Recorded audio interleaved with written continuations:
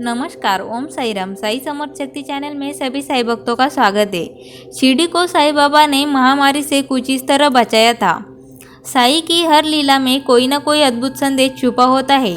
साईं बाबा ने अपने विचारों और शिक्षाओं से बड़े बड़े रोग, बीमारियों और कुरीतियों का अंत किया था। साईं बाबा केवल अपनी बातों के जरिए इंसान की दुर्भावनाओं को भी नष्ट कर देते थे। उनका जीवन दर्शन किसी दैवीय लीला से कम नहीं है। साईं बाबा अपने भक्तों की जीवन शक्ति है और सच्चे मार्गदर्शक है।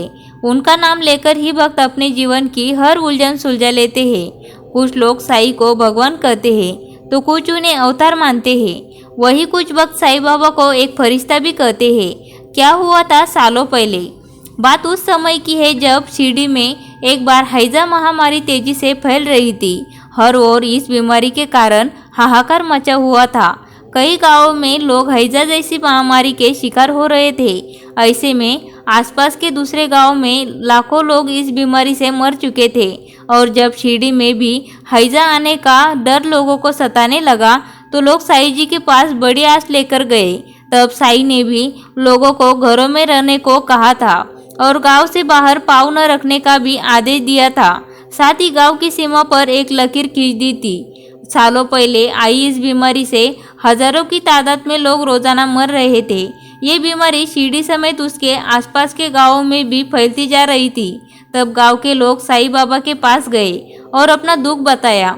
गांव वालों ने डर जताया कि बाबा, कहीं हम भी इस बीमारी की वजह से मर तो नहीं जाएंगे। ये सब सुनने के बाद बाबा मौन हो गए। साईं बाबा कई सप्ताह तक यूं ही मौन रहे। उन्होंने खाना पीना छोड़ रखा था। सारे शिष्य और वाइजा माँ उन्हें मिन्नतें करके हार गए थे, लेकिन न तो बाबा ने खाना ही खाया और न ही किसी से कोई बातचीत की।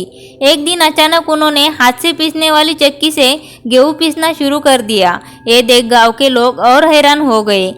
उन्होंने बाबा से इसकी वजह पूछी, लेकिन बाबा ने कोई जवाब नहीं दिया। इसके बाद गांव की कुछ औरतों ने बाबा को चक्की से हटाकर खुद गेहूं पीसने लगी। जब सारा गेहूं आटा बन गया तो बाबा ने महिलाओं से कहा कि वो इस आटे को ले जाकर गांव के चारों तरफ परिक्रमा की ओर बिखेर दे, और उन्होंने वैसा ही किया। इससे गांव में फैली महामारी ठीक हो जाएगी। हुआ भी ऐसा ही। कुछ ही दिनों में गांव में हैजा का खात्मा हो गया और गांव के लोग सुखी हो गए। साईं बाबा के काल में हैजा नामक खतरनाक बीमारी का नाश हो गया और लोगों की हालत में धीरे धीरे सुधार होने लगा।